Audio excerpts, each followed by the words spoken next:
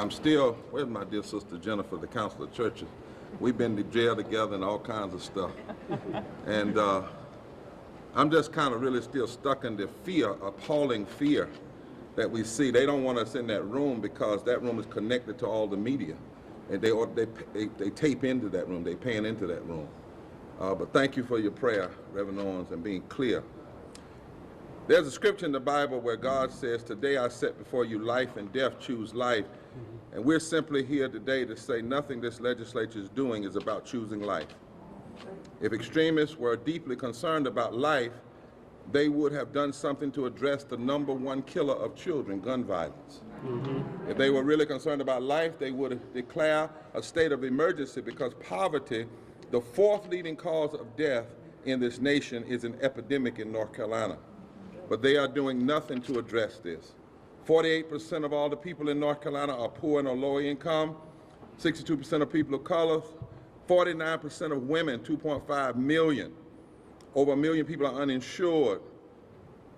Over 2 million workers work for less than $15 an hour, 49% of North Carolina's workforce. Poverty is the 4th leading cause of death, and they are doing nothing or saying nothing about that. 330,000 Americans died during COVID for the lack of health care, not from COVID, but the lack of health care. But these same extremist Republicans that for 10 years blocked the Affordable Care Act and refused to support universal health care claim to be concerned about life.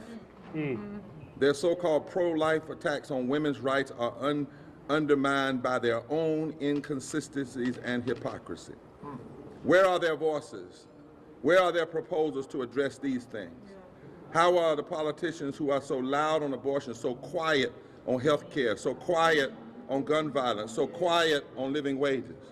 The truth is, the same politicians pushing for voter suppression, check the record, pushing against living wages, pushing against health care, are the same one pushing against a woman's right to choose.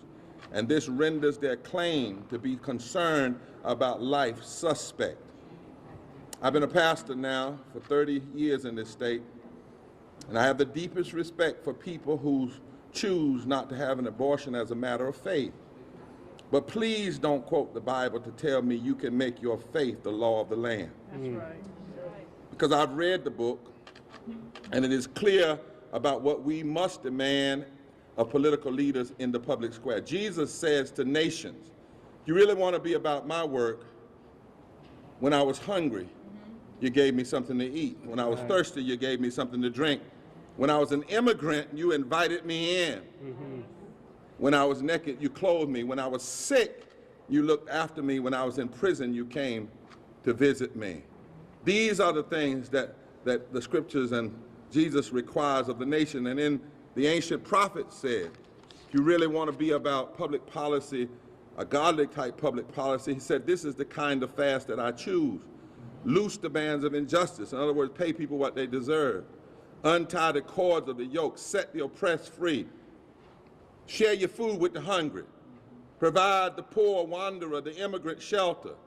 And when you see people naked, clothe them. And these were not words to individuals. These were words to the nation. He said, and then the nation's light will break forth like the dawn. Even our Constitution, in Article 11, Section 4, says, beneficent provision for the poor, the unfortunate, and the orphan is one of the first duties of a civilized and Christian state. The Constitution says that the first duty of this body ought to be to care for the poor, the unfortunate, and the orphan.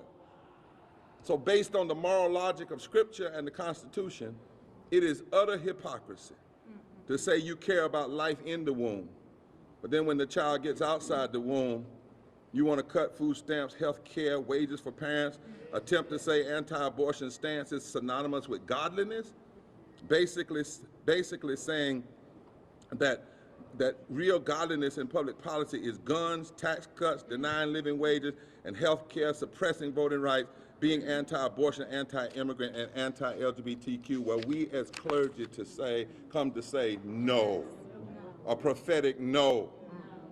It is utter hypocrisy to say you care about life, and then you write a law that puts poor and low-income women's lives in jeopardy. The way this law is written, if someone had a wreck and a pregnant woman more than 12 weeks then the person who caused the accident could be charged with double manslaughter, double murder. The utter hypocrisy of this bill, claiming that you love people, women standing against other women in this state. All women who push this bill standing against other women in this state.